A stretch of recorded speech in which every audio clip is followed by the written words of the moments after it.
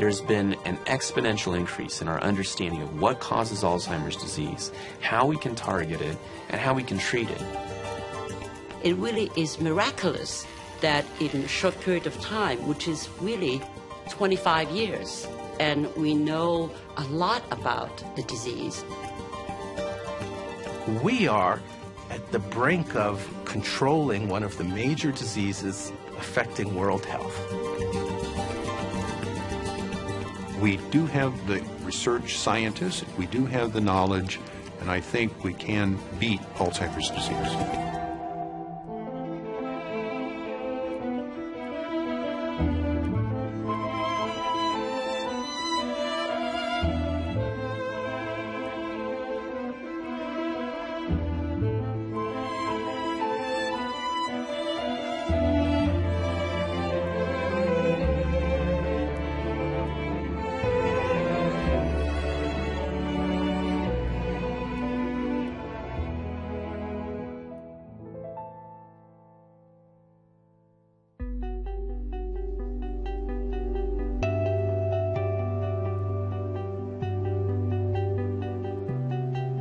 For some 3 decades, scientists around the world have been struggling with what causes Alzheimer's disease. How does it begin? How does it unfold?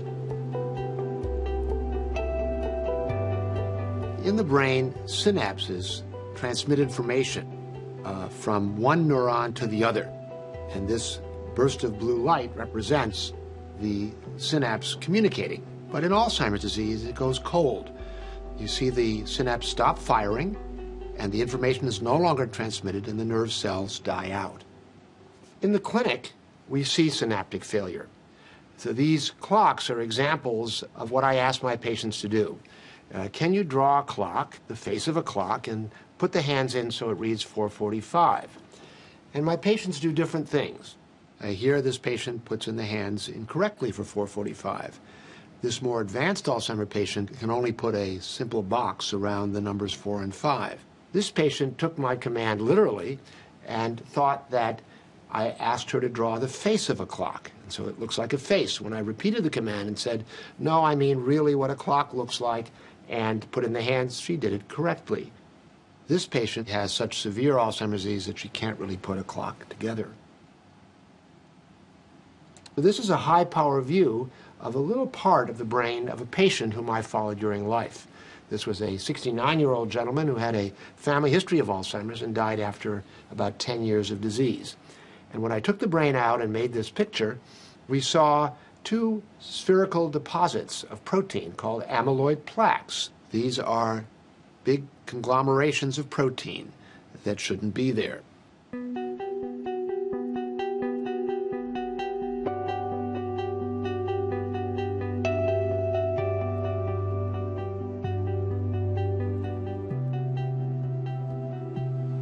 Plaque, it's made of literally hundreds of thousands or millions of a little protein that we call amyloid beta protein, sometimes called beta amyloid or A beta.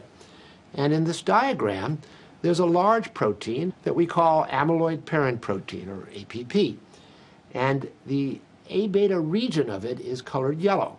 And the question is, how does just this little area actually form these plaques in my patient's brain? The orange abnormalities are just the yellow part of this diagram built up into a huge clump. We've now figured out that 2 different enzymes cut the parent protein to release the amyloid beta region in yellow, and it floats away outside the nerve cell. Well, what actually happens is that if the amyloid beta from this molecule meets the amyloid beta from another amyloid parent protein, they can stick together. And that sticking process forms a dimer or doublet. We use the term dimer for 2, trimer for 3, and collectively we call these things oligomers.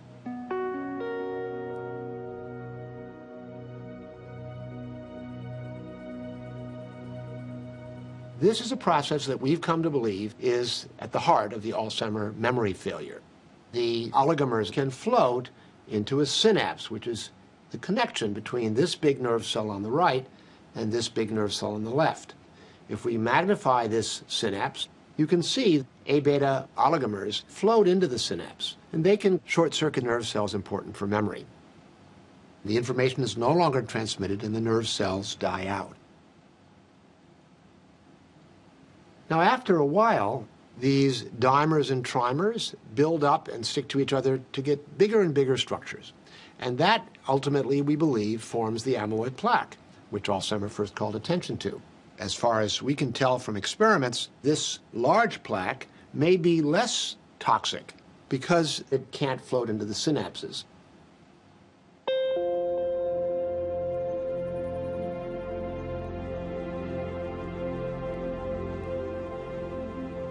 Alzheimer's disease is an imbalance between the production and the removal of this amyloid beta protein. And if you don't remove it properly, or if you overproduce it, it builds up in your brain. It can form oligomers, which can short-circuit nerve cells. We want to block that process. We have several ideas, and the good news is that because Alzheimer's is a terribly common problem, many scientists, both in academia and in industry, are trying to find things that block it. And the great news is that we're very close now to having evidence that certain treatments that lower A-beta might actually slow down the dementia.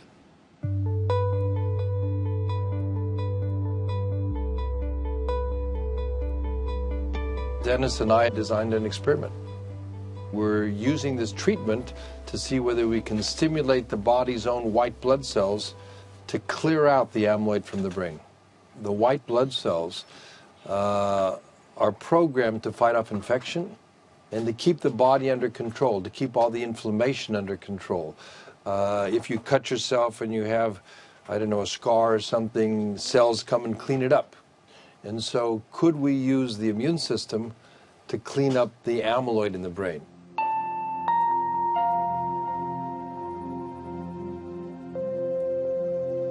The local immune system doesn't do it well enough. Otherwise, Alzheimer's wouldn't be a progressive disease. But it tries to do it. And I think some of Howard's most recent ideas about how to stimulate the local immune system are really very exciting and seem to work beautifully in mouse models.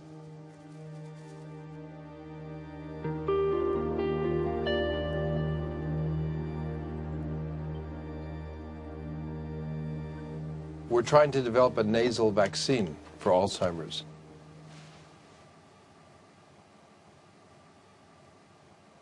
These are mice that for 8 months have been getting a nasal treatment. Here's some of the results that I can go over with Dennis. We just published these. So what we're looking at here is a picture of the slice of a mouse brain where the green is the actual amyloid. And in this animal that's been treated with the nasal vaccine, there is a dramatic reduction in that. And this is, of course, what we're hoping for even in humans, ultimately. So if mice were men and women, this would represent, obviously, a dramatic removal of amyloid.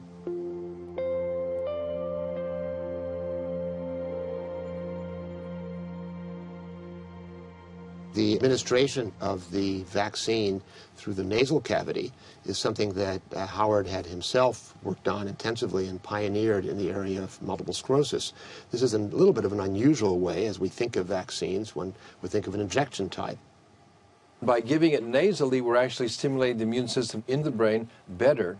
We are always eating food, we're breathing in things, so that the body is used to taking things in and not reacting in a negative way. So we're trying to use the body's natural immune system, the natural way we're exposed to things to treat a disease.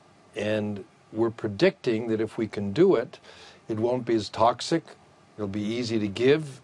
In fact, this nasal vaccine that we're working on is used, some of the components are used now in people for influenza. So we're taking advantage of something that's already being tested in people.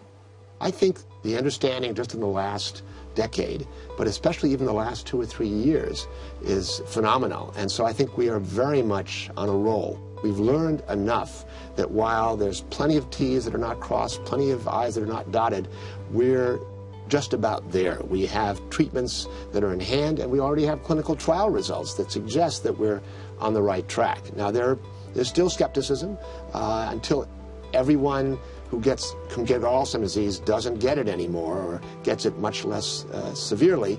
We will not be satisfied.